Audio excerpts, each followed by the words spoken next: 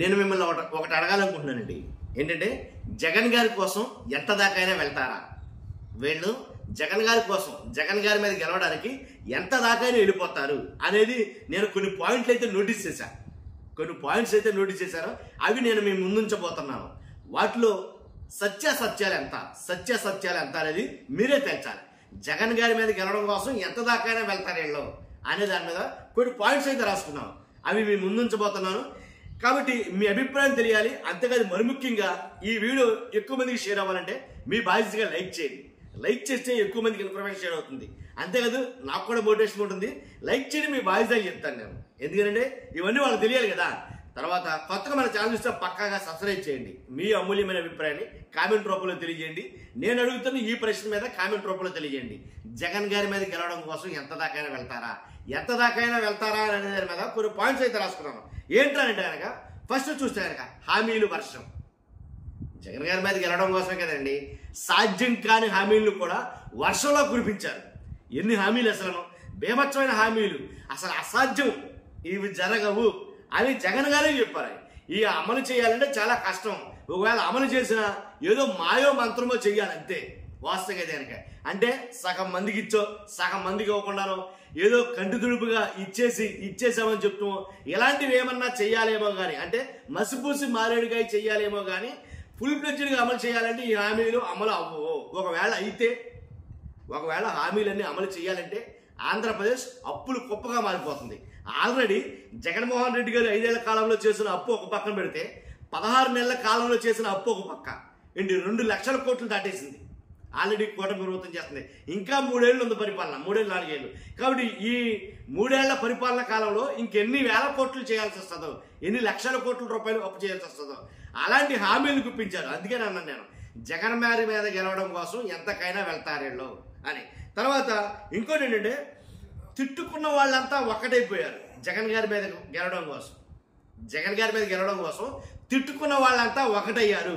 ఎవరంటే పవన్ కళ్యాణ్ గారు. మనం మామూలుగా ఇట్లా 2019 ఎన్నికల్లో చూసుకున్నా, అలాగే అంతకుముందు జరిగిన సంఘటనలను చూస్తే నారా లోకేష్ గారు పవన్ కళ్యాణ్ గారు వాళ్ళ తల్లిని గారిని ఏదో అన్నారని, మా అమ్మని అంటావా నువ్వు, అసలు రాజకీయమే లేకుండా చేస్తారని చెప్పేసి పవన్ కళ్యాణ్ గారు అన్న మాటలు మీ అందరికీ గుర్తుండి ఉంటాయి.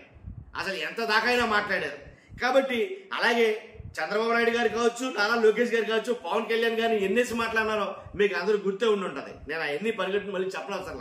అంటే నేను అనేది ఇక్కడ నా ఉద్దేశం ఒకటే, మరలా వాళ్ళు కలిసి ప్రయాణం చేస్తున్నారు.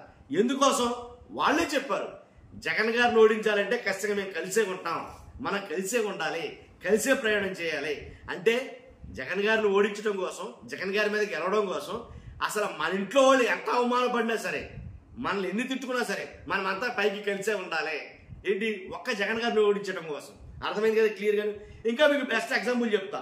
ఇప్పుడు ఎక్కువగా జరుగుతున్న చర్చ ఏదైతే ఆంధ్రప్రదేశ్ తెలంగాణలో జరుగుతున్న చర్చ ఏదైనా ఉందంటే కనుక చిరంజీవి గారిని బాలకృష్ణ గారు తిట్టడం, తక్కువ చేసి మాట్లాడడం, అవమానించడం ఏదైతే ఉందో అది ఇప్పుడు ఎక్కువగా నడుస్తున్న చర్చ. అది ఎంత ఆల్రెడీ చిరంజీవి గారే ఆయనకే బాధ కలిగింది, బాలకృష్ణ గారు చాలా వ్యంగ్యంగా మాట్లాడాడు అని ఆయన ఒక లెటర్ రాస్తే వైఎస్ఆర్సీపీ వాళ్ళు చాలా మటుకు అసలు దాన్ని పెంట అయింది అనుకోండి.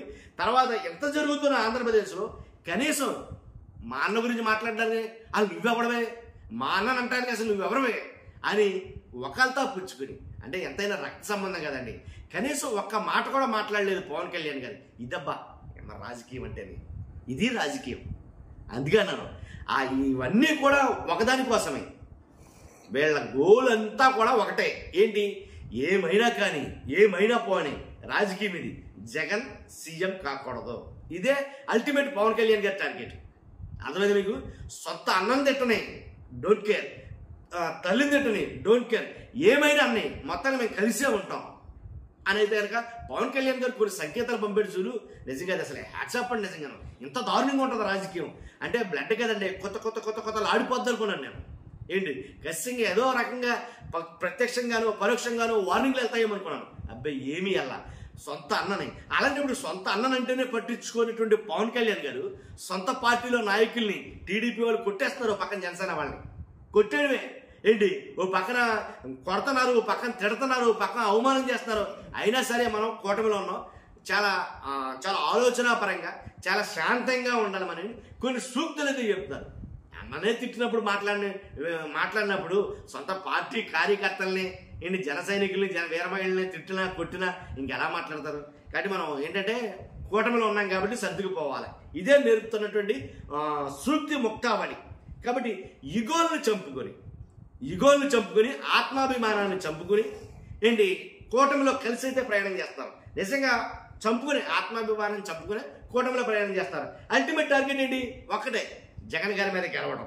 కాబట్టి ఇంకోటి ఏంటంటే మన 3 పార్టీలు కలిసే ఉండాలా. ఇదే జపం. ఎక్కడ బహిరంగ సభ పెట్టినామండి, ఎక్కడ బహిరంగ సభ జరిగినా సరే మన 3 పార్టీలు కలిసే ఉండాలా. మొహమాట లేకుండా ప్రత్యక్ష రాజకీయాల్లో ప్రత్యక్ష రాజకీయ సభలపైన వేదికల మీద చెప్పే మాట ఒకటే, మనం విడిగా అయితే కనుక ఎట్టి పరిస్థితుల్లో గెలవలేము, కలిసి ఉంటేనే మనం బలంగా ఉంటాం అని పబ్లిక్గా మాట్లాడేస్తాం. చాలా పబ్లిక్గా. అంటే ఏంటి వీళ్ళ గోలు? జగన్ గారి మీద గెలవాలంటే ఖచ్చితంగా 3 పార్టీలు కలిసే ఉండాలా అది. కాబట్టి ఏంటంటే కనుక పవన్ కళ్యాణ్ గారు జారీ చేసిన అల్టిమేటం ఏంటి? నేను సీఎం కాకపోయినా పర్వాలేదు, ఇంకో 5 ఏళ్ళైనా 10 ఏళ్ళైనా 15 ఏళ్ళైనా నేను సీఎం కాకపోయినా పర్వాలేదు, కానీ జగన్మోహన్ రెడ్డి గారు సీఎం కాకూడదు. అదే నా టార్గెట్. కాబట్టి ప్రజలకి సేవ చేయాలనో, లేకపోతే 10 మందికి ఉపయోగపడాలనో, లేదా రాష్ట్రానికి బాగు కోసం నేను సీఎం కావాలనో ఇలాంటివి ఏమీ లేవు గోల్స్. ఓన్లీ అల్టిమేట్ టార్గెట్ ఒకటే, జగన్మోహన్ రెడ్డి గారు. నేను సీఎం కాకపోయినా పర్లేదు, జగన్మోహన్ రెడ్డి గారు సీఎం కాకూడదు. ఇదే ఆయన గోల్. చూస్తున్నారు కదా మీరందరూ. మీ అభిప్రాయం ఇప్పుడు కామెంట్ రూపంలో తెలియజేయండి. నేను చెప్పినవి సత్య అసత్యాలు ఏంటో ఖచ్చితంగా కామెంట్ రూపంలో తెలియజేయండి. ఫస్ట్ అయితే లైక్ చేయండి, కొత్తగా మన ఛానల్ పక్కాగా సబ్స్క్రైబ్ చేయండి. Thank you very much.